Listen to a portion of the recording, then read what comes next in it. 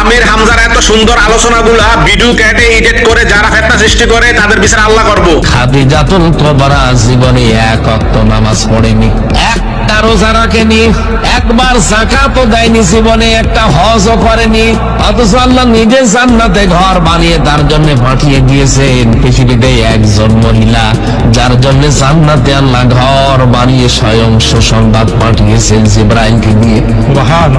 তার পুরা জীবন আমি পড়ে দেখেছি এইটাই। তিনি আর যাই করেছেন উনি পাননি, কোন নামাজ পাননি, রোজা পাননি, হজ পাননি, যাকাত পাননি, কারণ ইন্তেকালের পরে এই বিধানগুলো সব নাজিল হওয়া।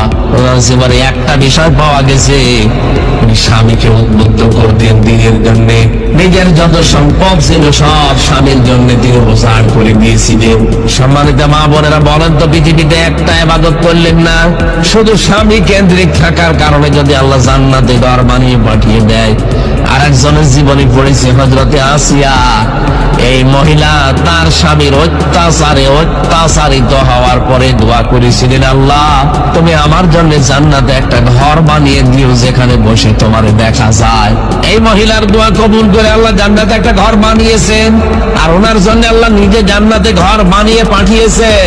ওইটাই স্বামী কেন্দ্রিক, একটা স্বামীর সেবায় আর একটা স্বামীর অত্যাচারে। এই জন্য আমরা চাই আপনি যখন বাইরে যাবে স্বামী, তখন আপনার লজ্জাস্থান সহ আপনার যা আছে পরিবারে, স্বামীর সন্তান, স্বামীর সম্পদ আপনি হেফাজত করে রাখবেন। স্বামী যদি দিনের কাজে, ইসলামের কাজে, মানবতার কাজে থাকে, তাকে আসিয়া খাদিজার মতো সাহায্য করবেন। কিয়ামতের দিন হয়তো খাদিজার সাথে আপনাকে আল্লাহ জান্নাত দিয়ে দিতে পারেন। আলাউদ্দিন আইএমসি মিডিয়া, কুরআন হাদিসের কথা বলে।